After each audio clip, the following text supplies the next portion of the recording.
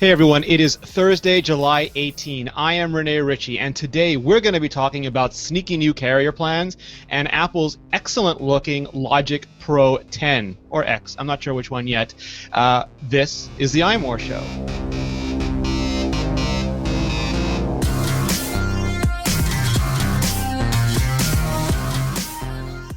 I am joined today, as always, by Peter Cohen. How are you, Peter?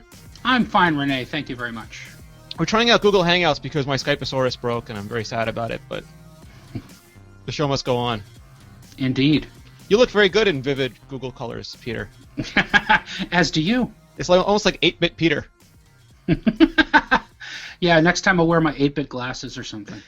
Also joining us, and I'm thrilled to have him here, we have the man who literally wrote the book about Logic Pro, Jim Metzendorf. Mike's pronouncing your name right, sir? That's correct, yeah. Thanks for having me, guys. Awesome. How are you, Jim? I'm great. So I'm going to tease you first because we're going to get to all the excellent Logic Pro stuff, but we're going to start with the bad news first.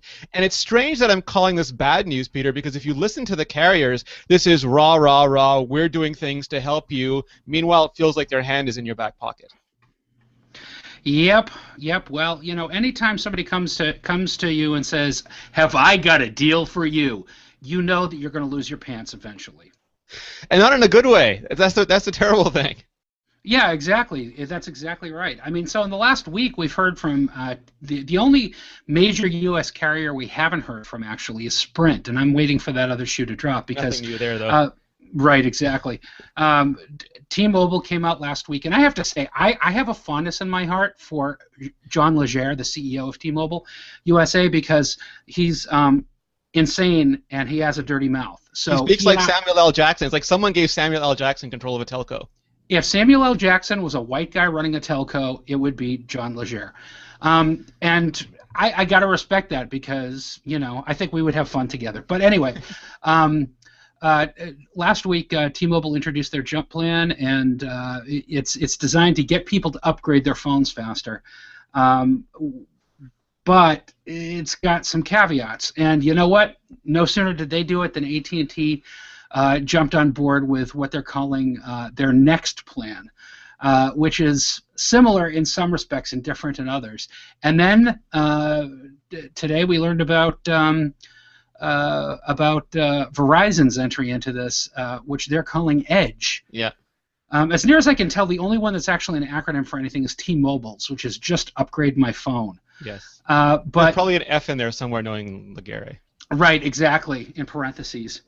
You know, the bottom line is, if you're cash-strapped, this may work out okay for you, but don't think they're giving away the farm here, folks. If they're not making money, then they're not going to do this stuff. And believe me, they're making money off these deals. Well, T-Mobile seemed at least a little bit more upfront about it, but AT&T's, and I have to confess, I have not looked at Verizon's yet, but AT&T's look like a profound double dip. Like, traditionally, you pay your subsidy, you get your phone at a reduced price, you get your phone at a reduced price, and then you pay that off by an increase in your service charge over the months of your contract. It's almost like getting a mortgage or something like that. But now you're going to be getting the phone, you're going to be paying the phone off in installments, and they're not reducing the price of your contract, so you've still got the subsidy to pay, which means that they're basically charging you twice. And the fact of the matter is, we don't exactly know what AT&T is going to charge for Next at this point, because the plan actually hasn't been launched. It doesn't launch until the end of the month. But from what we can tell, yeah, you are exactly right. AT&T is double dipping. So they're giving, you know, they're answering one complaint from their customers, all three of these companies, which is, I don't want to have to wait 2 years to get a new phone. I don't want to have to wait until the end of my contract to get a new phone. It's just the way that they're moving the numbers around that's a little bit funny. Now, comparatively, T-Mobile is pretty upfront. They charge you a down payment for your device, and then you pay it off in monthly installments. You pay off the balance in monthly installments.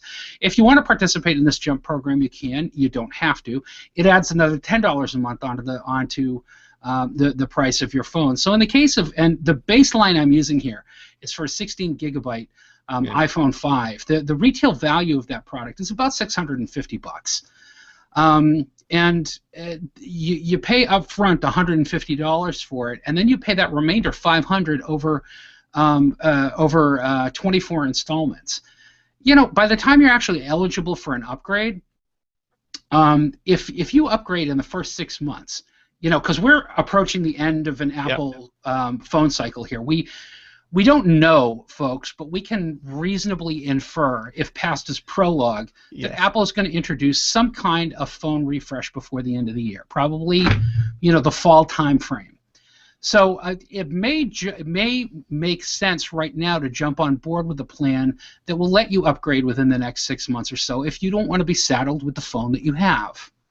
But so just one other thing I want to be clear about, and Jim, please feel free to jump in on this because I'm sure that you pay these companies more than you'd like to pay them as well. But if you do that upgrade, it's not like you're getting a new phone at the reduced price. You have to give your old one back, which they then resell, which is like a gazelle-style business. So they're making money on both ends of the business. Both ends of the business. That's exactly right. In the case of T-Mobile, you're going to get hit with another down payment, friends. So you can expect to pay out, $100-$150 again, if whatever they're charging for new iPhones. And by the way, that kicks out the length of your contract another 2 years. Now, T-Mobile makes it a little bit better than some of the other carriers because they don't hold you to a 2-year contract. But it's going to take 2 years to pay that thing off. Mm-hmm. And if you decide after a few months that you don't want to use T-Mobile service, okay, no harm, no foul. You're not going to get hit with an early termination fee, but you are going to pay off the balance of that phone. And by the way, if you break that phone, expect to pay a deductible to replace it. It's not like you can bring in something that you've run over with your car or dumped coffee on and expect T-Mobile to say, oh, hey, yeah, we'll upgrade it. Yeah, we'll upgrade it, but we're going to charge you through the teeth to replace it because you're giving us something broken. Yeah. Jim, which carrier do you use, and have you looked at any of these new plans?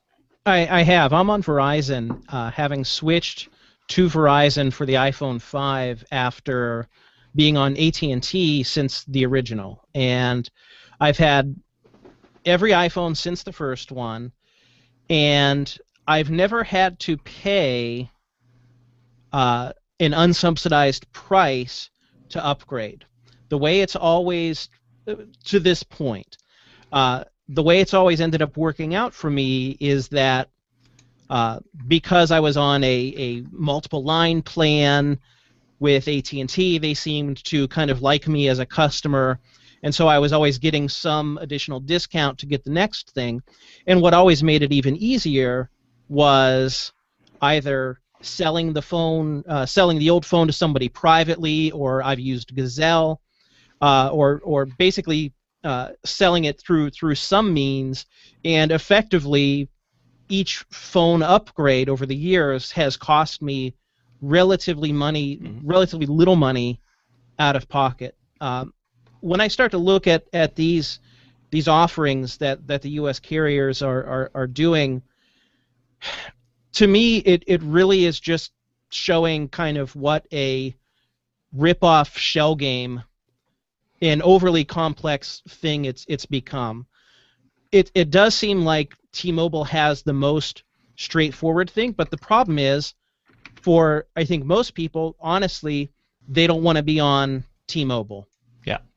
I think really, in at least where I live in Ohio, for the most part, it's a two-horse race between Verizon and AT&T. So to me, this really just signals, like, I'm not even going to worry about getting a subsidized phone ever again, or just whenever I want a phone, I'm just going to have to shell out full price. And that's just the way it's going to be. And I'll be able to recoup some of that through, again, reselling the old device. But the other thing that I think is worth mentioning and has actually bothered me for a little while is how much more expensive, particularly with the iPhone, how much more expensive the phone device is compared to an iPod Touch. A 32 gig unlocked iPhone 5 is $750 US. A 32 gig iPod Touch is $299, $300. So you're telling me, Apple, that the cell chip, the slightly better camera, and maybe the GPS chip are worth $450? Because the way I look at it too is that there's Apple is not a company. They're really smart and they're really good at what they do. And generally speaking, they don't leave money on the table. So it's not like they're selling people iPod Touches at a loss. So I don't even know what that means, and I know I've rambled on here a ton, but I feel like the carriers are not going to help us, and I don't feel like the phone manufacturers, not just Apple but other ones, I don't feel like they're really helping us with the price too much either. You know, I have to agree with what you're saying, Jim, in the sense that you know, T-Mobile is kind of a last-ditch option for me. I had been an AT&T customer for years because actually even prior to my using an iPhone, I was a Singular Wireless customer. So because I had a BlackBerry, so you know, I sort of got swept along with that acquisition and went to the iPhone once it was available. But last year I left AT&T and I left in a huff because I was paying a ridiculous amount of money for what I thought was really mediocre service, and I thought their customer service absolutely sucked. Yeah. You know, so I quit AT&T hard. I went to You rage quit AT&T. I completely rage quit AT&T, absolutely, and practically rage quit life in the same process.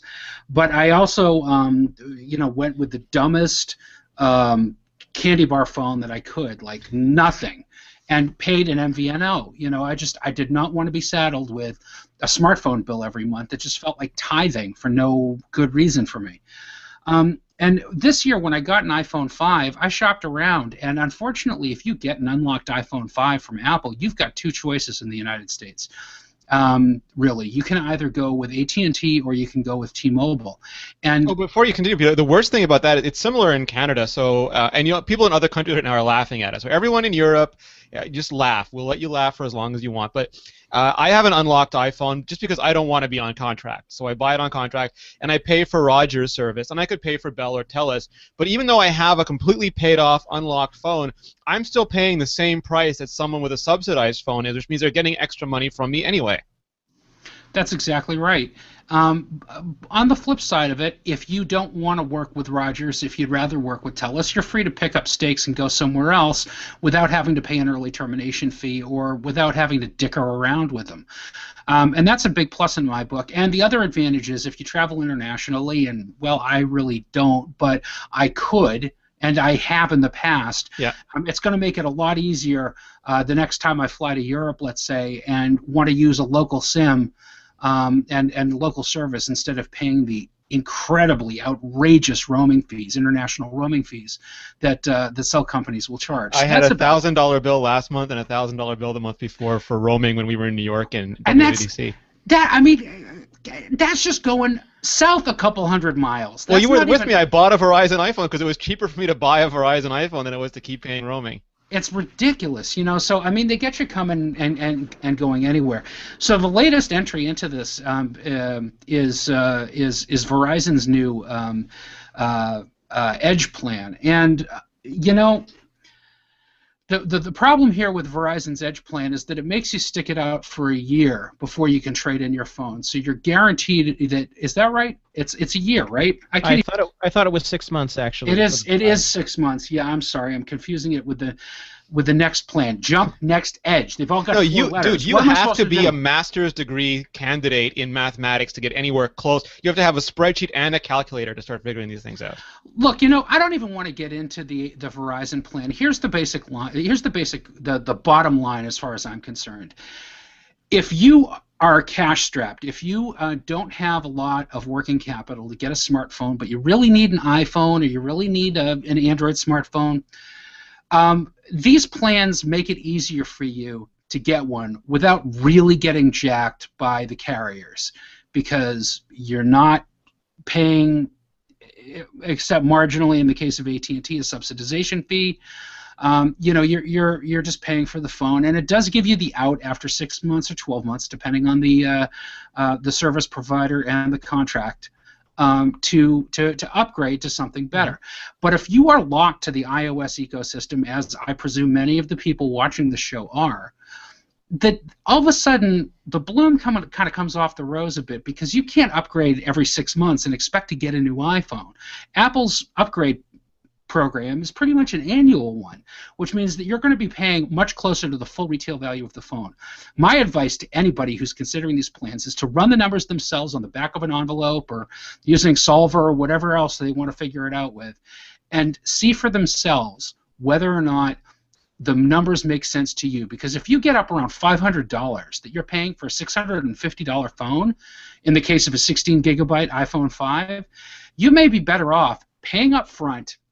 It's going to make it a little bit, it's going to make your budget a little bit tighter. Maybe you have to eat peanut butter for a couple of weeks until the next paycheck Ramen rolls in. noodles. Ramen noodles, but at the end of that, when you decide to get the iPhone 5S or the iPhone 6, and if you take care of your phone, you're going to get a much higher resale value through Gazelle or through another company that which will pay down your phones. next phone and make that less painful. Precisely, and then just pay it forward. It really, you have to be a numerate not to understand this. Now, I think, and Jim, correct me if I'm wrong, this seems to be sort of like a leasing scheme, and I like in the worst sense of leasing, where they're targeting the person who wants a new BMW every year, and not necessarily the person who wants to buy a car and get the most value for their money over it long term.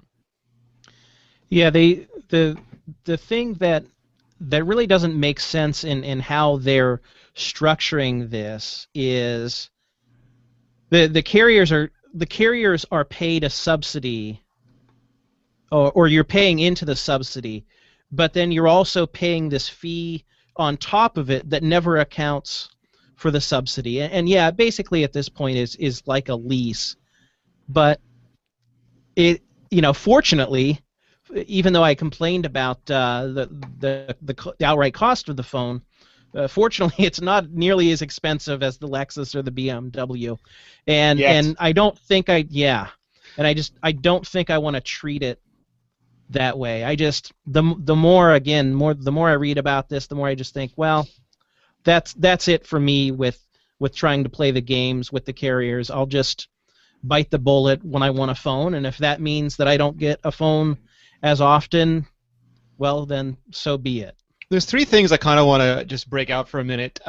One is I had an opposite experience. One of the reasons I started buying Unlocked is that I have a 3-year, in Canada we have 3-year contracts. They're supposed to change to 2 years soon because the CRTC remembered that they don't work for the carriers, they work for the people this occasion. So that should go to 2 years. But I was getting $100 off to re-up with Rogers for another 3 years, and it just made more sense to pay the extra $100 and get an unlocked phone.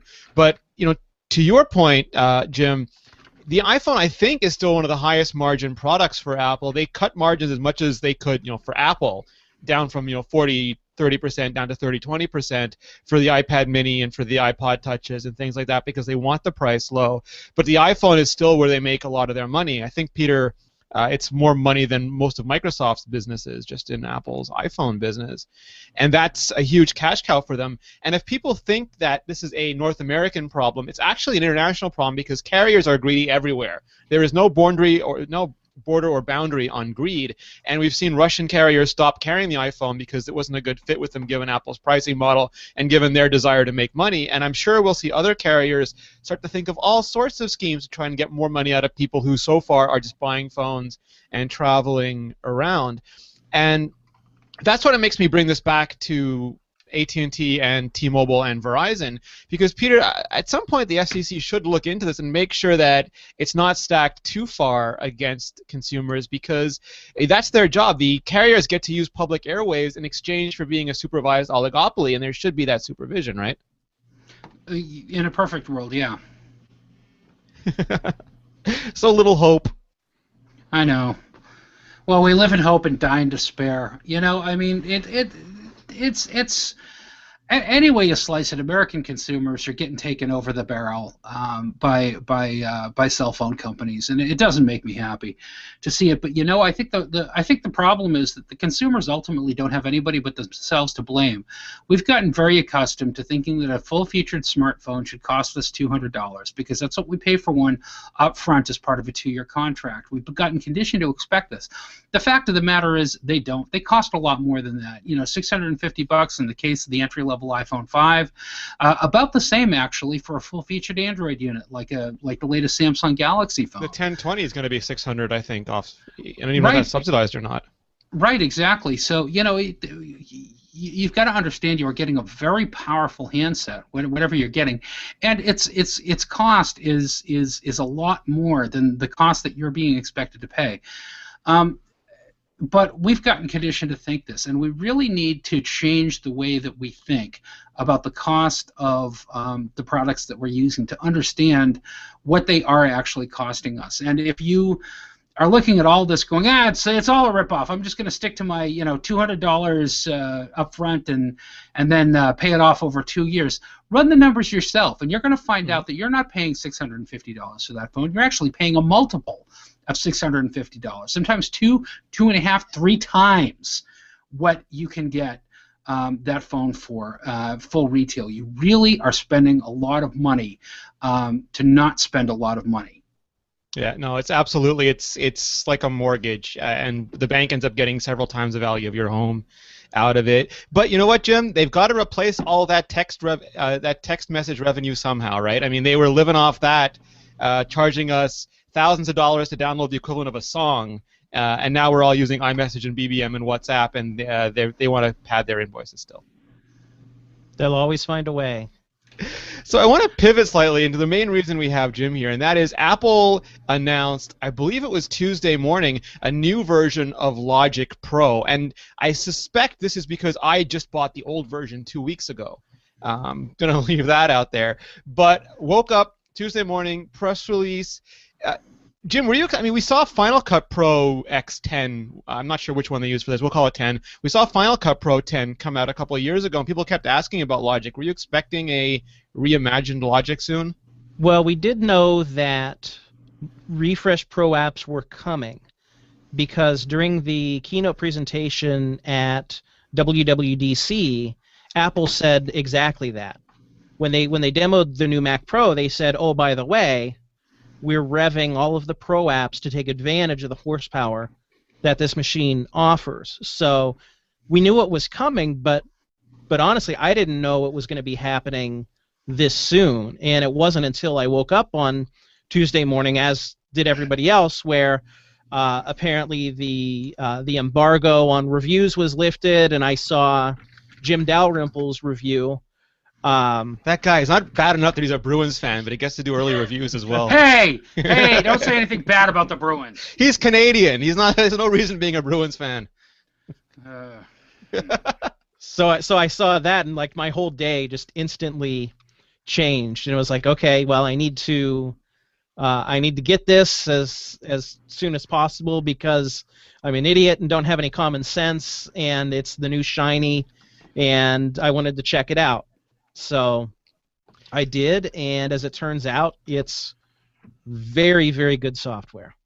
Now, I know a lot of people when Final Cut Pro 10 came out, especially professional people of your caliber, were upset because it wasn't what they were used to, and it wasn't what they considered professional software, but it was sort of this new generation of things where Apple's trying to make, I don't know if an advance is the right word, but they're trying to shift interfaces so the programs aren't as intimidating anymore, and to quote Jim, are more accessible. Yeah, that's correct, and I was, in fact, I still haven't upgraded to Final Cut 10. For my video editing work that I do, I still either use Final Cut 7, and I'm actually now starting to teach myself Premiere. So I've yet to take that plunge for that very reason. Now, to give credit, before we address Logic, to give credit to Apple on Final Cut 10, it was missing significant features, and the user interface was significantly different than Final Cut 7. The overall use of the software really hasn't changed, but they have added in a lot of those features to get it back to more of an experience that I think professionals wanted out of the software. So that said, it's so fast, Jim. I mean, Alex Lindsay on MacBreak has said that he's just switched everybody to it because I don't know anything about video editing. I was using iMovie, and I was able to do a 3-camera podcast edit in like an hour. It was ridiculous.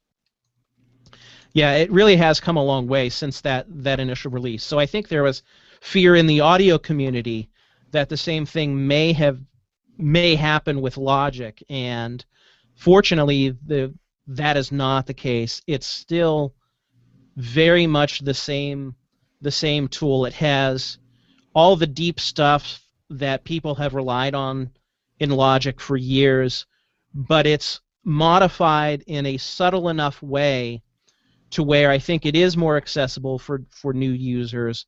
And even for people who have been using it a long time, there's just some subtle modifications to where tools are or how they're labeled that just makes it a little bit easier. So I think it's probably reading too far into the tea leaves to make an assumption that, well, Apple learned their lesson, or that's an awfully presumptuous thing to say.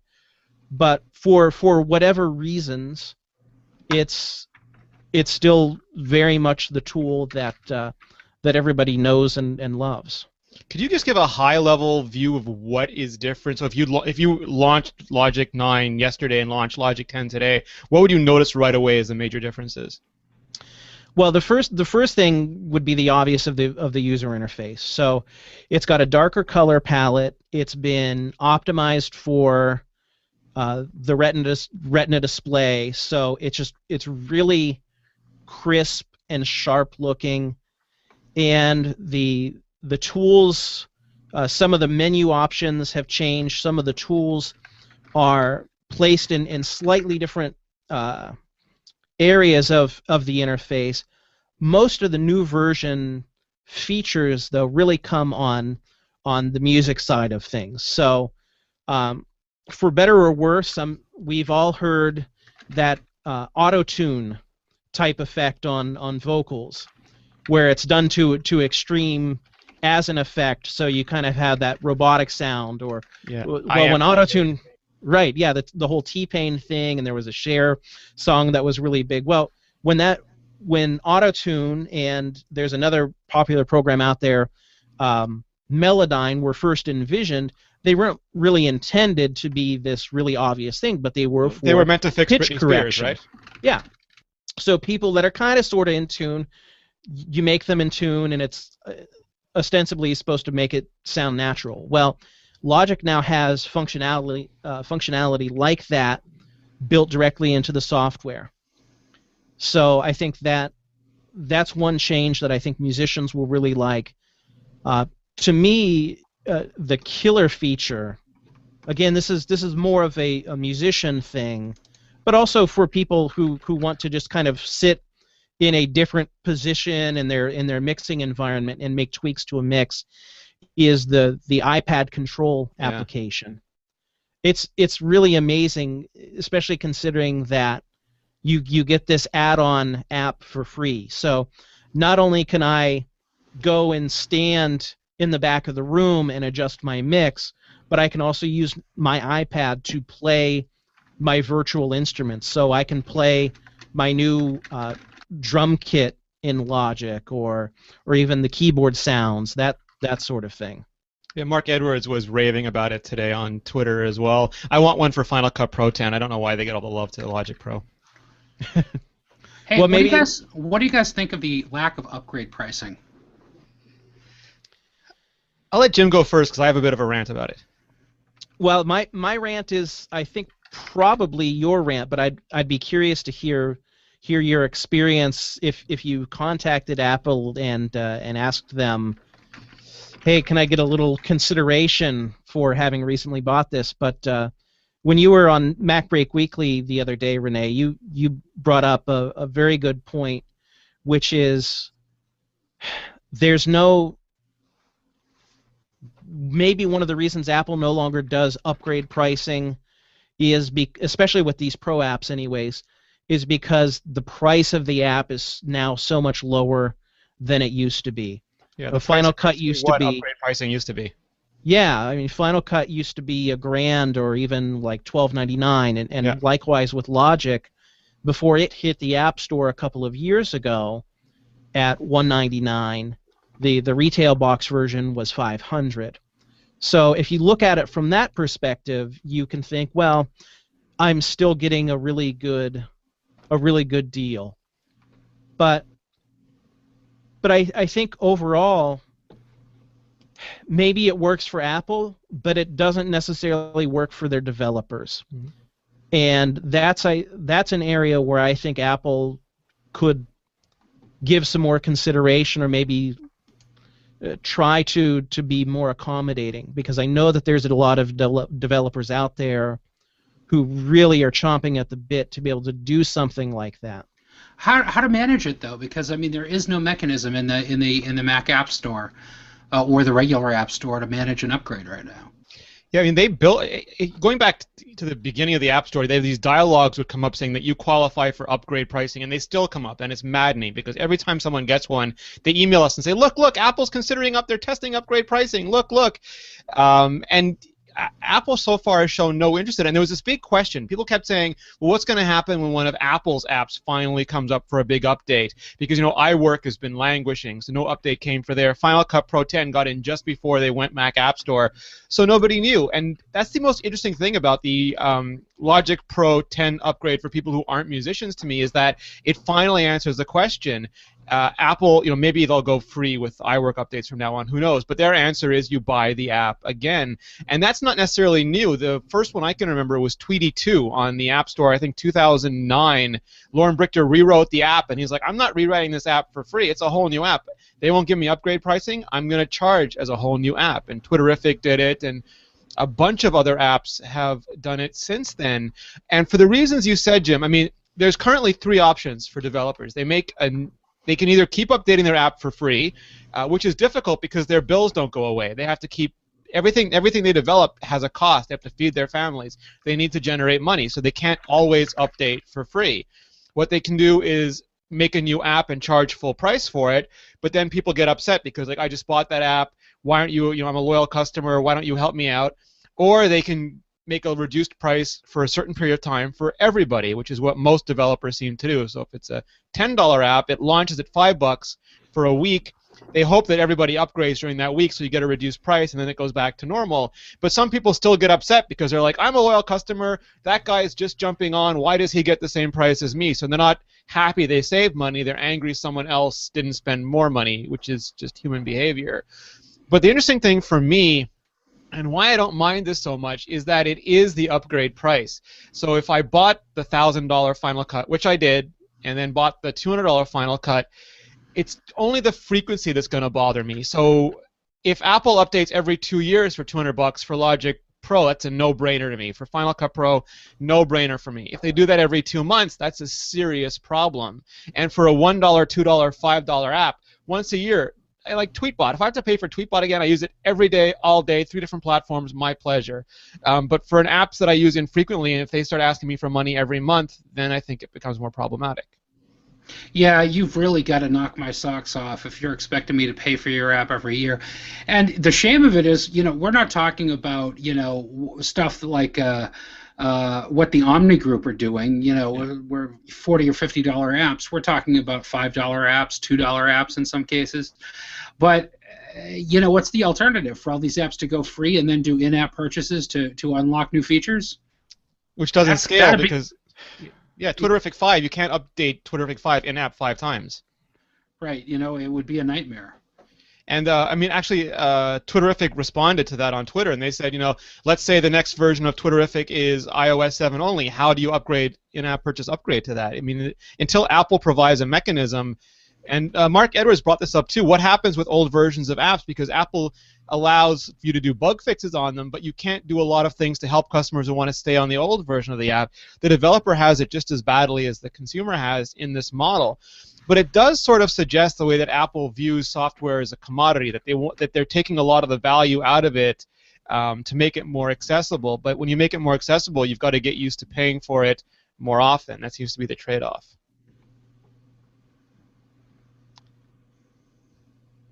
Conversation killer. Nice job, Buzzkill. Well, at the end of the day, the thing that kills me is that we've got this legacy software owners have a problem with this because they're used to getting upgrade pricing. I mean, but people whose first computing experience is iOS, they have no such expectation because it's never existed. The same way I saw Star Wars, but I didn't get Empire Strikes Back for free. I bought a Big Mac yesterday. I don't get a Big Mac today for free. A lot of things in life are different. Cheap Grand Cherokee, where's my upgrade?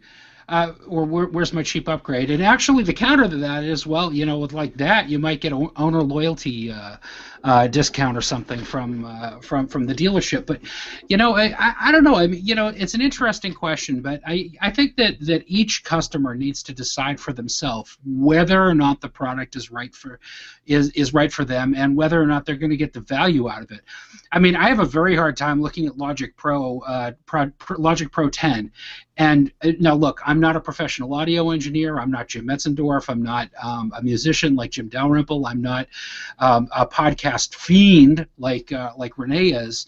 I don't have a lot of direct use for Logic Pro 10 myself, but I can still look at that and objectively say, "Wow, that's a hell of a value for $200." Yeah. Somebody else, may look at it and say, no, I don't think it's worthwhile. And hey, they're free to make that decision. But, any way you slice it, I think that if you objectively look at the features and capabilities, and also understanding what Logic Pro means in the audio ecosystem, and in the audio business, it's a pretty fair price for a lot of power. Jim, I mean, you touched on that too in your review, and Jim, if you haven't seen it yet, Jim did a review for us on iMore, which is fairly awesome, so you should check that out. You compared it to, for example, Pro Tools, which is much more expensive, and Audition Creative Cloud, which is a subscription, so you're paying every month for it. Right, that's true, and not only those two programs, but there's a lot of other well-regarded professional-level audio software on the market, like Cubase, from... Well, it used to be Steinberg. I guess they still use the Steinberg name. But there's also on the Mac like Digital Performer, and those programs are very similar in the capability of what they can accomplish compared to Logic, but they're not owned by the Apples of the world. And those programs are more than $299. I think Cubase is somewhere around $400 or $500. I forget exactly what Digital Performer from Mark the Unicorn is going for these days, but it's somewhere in that neighborhood. And that's one of the pieces of ammunition that Apple really has, is to be able to do an amazing piece of software for so little money. Relatively speaking, and it makes that choice hard, because you look at what you can do in Logic for $200, and not only the core functionality of the app itself, but also all of the virtual instruments that it's giving you, and all of the loops and the sample libraries. Yeah, it's like 3 gigs of loops to download or something ridiculous. Yeah, there's a total of 35 gigabytes of optional install that you can do with Logic Pro 10, and that stuff, if you were to go out and buy it separately, costs a tremendous amount of money. So, I mean, it is a great value, and I mean, those used to be in boxes in Apple stores. I remember seeing them. Yeah, and you would go. You used to go to like a Sam Ash or a Guitar Center. This would be, probably in the mid to late 90s. So we're talking quite a while ago now, which at this point doesn't seem that long ago to me, but you used to go and you would see these racks of sample CDs, and they would have like a 100 CD changer, and you would have all these different options for just like one sample library that you could buy that was just, a particular type of house, French house beats or whatever, and like just that disc was $100 or $200. Yeah. Yeah, it's amazing, and I mean, like Apple can do these things at low cost, the same way they can give away iOS updates for free and low price updates for software because they're a hardware company. I mean, their profit comes from hardware, so all this stuff is really subsidized by hardware. And I kind of want your take on this, Peter, because Mark Gurman from 9 to 5 Mac had a rumor, based on some stuff that he'd seen, that iWork might go free. Traditionally iLife was free, but iWork, $10 per app on iOS, and I forget what they were on OS 10, but it was more than that. $20 each. Yeah, $20 each. And if Apple goes free on those, I mean that's a great value for us. But does it hurt people who make, it doesn't really hurt them because now BlackBerry owns Documents to Go and Google owns QuickOffice, but there's Office HD and all these other programs. Well, I mean, if you take a look at the top selling chart of productivity apps on the Mac App Store, Pages, Keynote, and Numbers never leaves that list. So Apple already dominates the list of best-selling productivity software in the Mac App Store. I don't think that they really have anything to lose by making the software free, but my concern is they're going to make it software free. They're going to make the software free, and the only way to use it is going to be through iCloud. Yeah. If they're making it like a Google Docs solution, that would really make me want to eat a gun. Because I think it's going to be local too. I think that's their solution for Windows, but I think there's going to be. I think they said there's going to be updates for OS 10 as well. As long as I can use it on my Mac, that's all I care about. How does that affect other people? Well, I don't really think it does because it's Apple software. And one can make the argument that Apple really has no business charging its customers any kind of premium for its consumer-level software. It would be a great value add, and it would be another thing that. And I'm going to switch hats for a second from analyst and writer to a guy who sells these things on the weekends.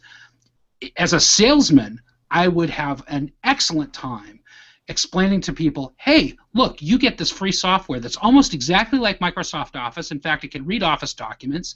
You can work with it on the web if you don't happen to have a Mac handy. If you're over at your father-in-law's house and all he's got is a PC, well, you just bring up your account on iCloud and just start working away on all the stuff that you already had before. That would be a killer solution. That would be great, but I want those local apps. I want to be able to work on my Mac unencumbered with HTML5 weirdness or JavaScript or anything else that might impose a less than perfect user experience on me working it locally.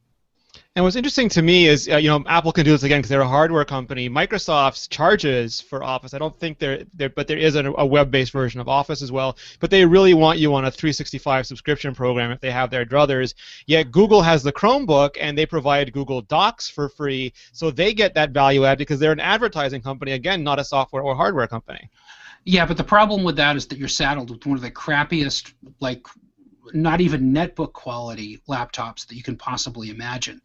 $1,500 Pixel, sir. $1,500 Pixel. Oh yeah, I'm sorry, I forgot.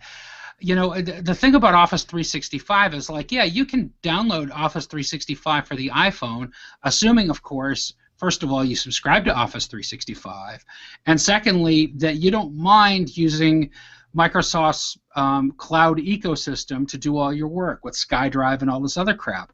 I don't want to be. Every time, and it's the same thing that we were talking about in the last segment about cell phone companies are going to get you one way or the other. Yeah. Every time a company comes to me and says, "Hey, we're going to give you something for free," I'm looking behind the curtain to see how am I getting screwed by this? Because as it's been said many times in many different ways, and I don't care if you're Apple, Google, Microsoft, whomever, if you're not paying for something, you're the product. Yeah, that's very true. Jim, one thing that is actually interesting to me, though, is that if these products go free, if iWork goes free, Peter said they are always at the top grossing chart. Mountain Lion is the top of the top grossing and top selling chart, and a lot of developers complain about it because that's a spot they'd like to occupy, and they don't think it's fair that Apple's taking up 3, 4, sometimes 5 of those spots. But if they go free, even if Apple's nice enough to remove themselves from the chart system completely, then that opens up a lot of exposure for other developers, right? Yeah, I think it does, and I think really what that comes down to is Apple I think I'm trying to think of the best way to put this, but Apple will always have a variety of advantages when it comes to selling software, and for all the good things that they do for developers and with developers, and for overall as benevolent as they might be in terms of they've provided these marketplaces that are making people making the app economy worth what, tens of millions of dollars or hundreds of millions of dollars, and Billions. yeah, exactly. I mean, it's become a huge industry, and so there is that. But I think there's always going to be the specter of whatever Apple does, they're going to have that advantage, and I don't really see them changing how. I never see a lot of them, air out of the room.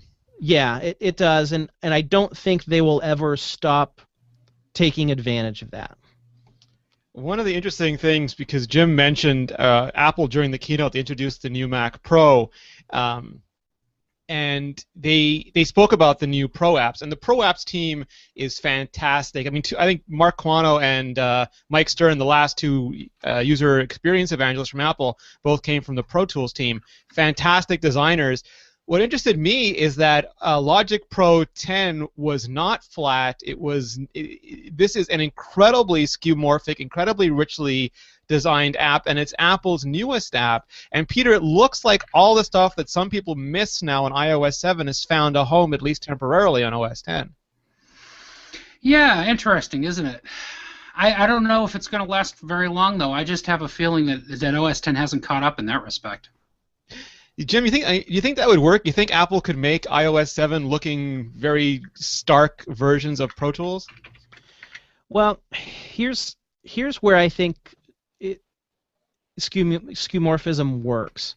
It's actually the perfect use for it in audio software, because so much of what we do in software is based on metaphors that relate to the analog, pun intended, the analog equivalents of that equipment. So your mixer in the software generally looks like a mixer, and it's for the most part helpful to the user if they can look at that software interface and go, okay, well, that's kind of like the same deal as I have on my Mackie mixer over here.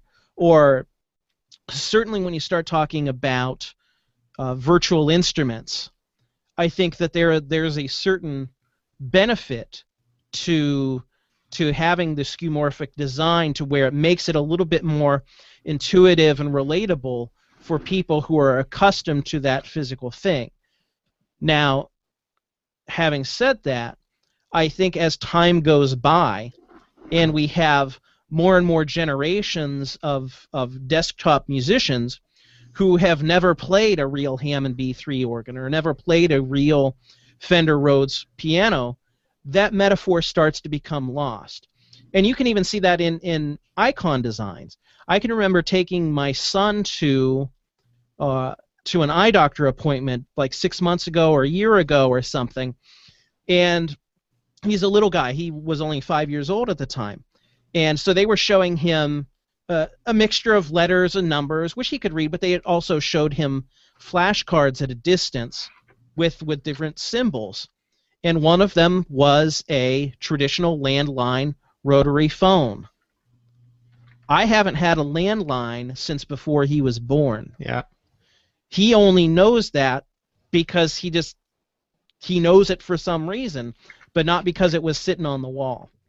So again, I think that's another example of where it's going to change over time. And well, that's the digital immigrant versus the digital native, right? Because with Pro Tools or Logic Pro, you have people who are used to looking at physical mixing panels, and you come in, you give them a visual representation of that, and they immediately know what it is. But as that falls away and people start growing up using for example, multi-touch devices like the iPad, those physical controls don't mean anything anymore, and then you don't have to make those affordances based on history, legacy, all those things.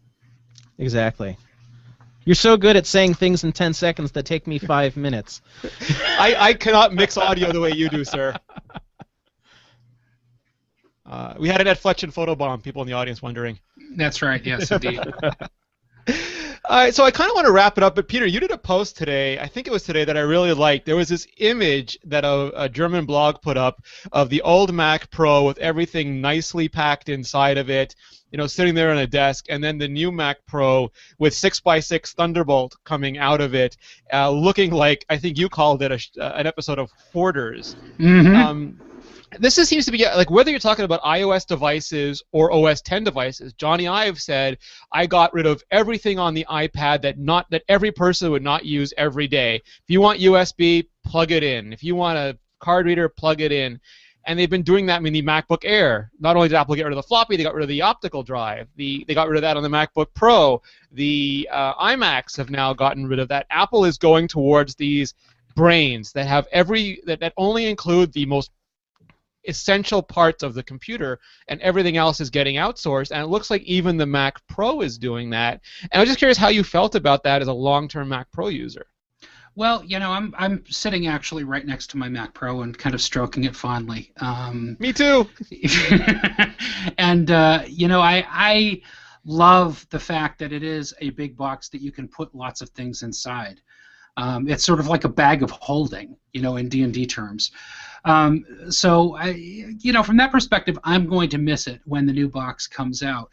Having said that, I think that some of our readers raised some excellent points in the comments to that particular article, which I think is still at the top of our homepage. And one of them said, look, for people who are really like hammering on these, like hardcore digital audio engineers or hardcore digital video people, their place already looks like a nightmare because they long ago maxed out what this box can do, and they need racks to do ingest and export. They need racks to do storage area networking and RAIDs and everything else. So well, look at our mics. I mean, those are hanging out of our computers right now. Right? Yeah, exactly. I mean, God, my office looks like an episode of Hoarders. Oh crap! That awkward moment when. But no, seriously, I think that it is sort of an occupational hazard that when you're dealing with a machine that is as high-powered as a Mac Pro is, you are likely to get stuff that is just kind of spread out all over the place to provide you with the additional functionality that you need to really get the most out of the hardware.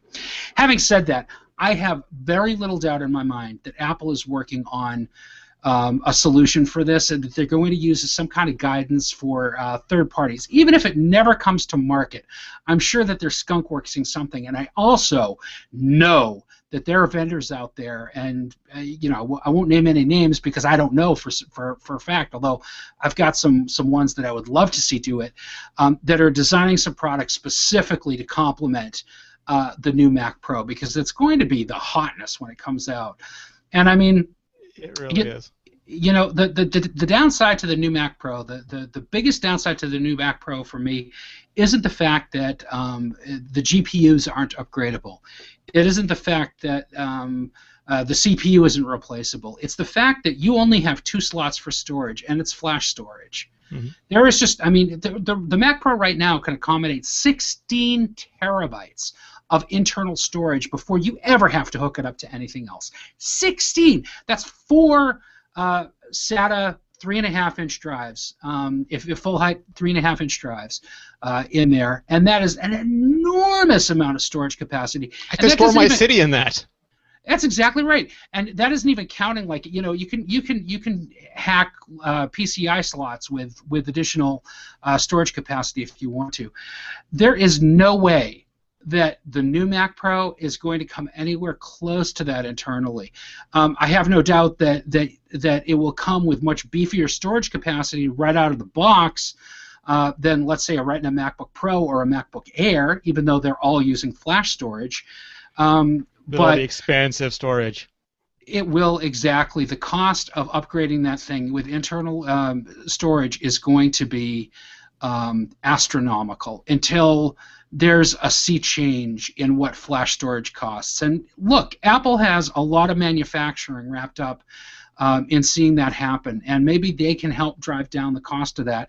But it's still a long road to hoe compared to, admittedly, 50-year-old technology in the form of hard drives, but it's commodity hardware. You can go out and buy a cheap, drive for pennies on the gigabyte compared to what it costs for flash. So that's my one real, kind of beard-stroking moment with the Mac Pro, where I'm just. I thought you were going to say the thing happy. you like the least is that it wasn't available now.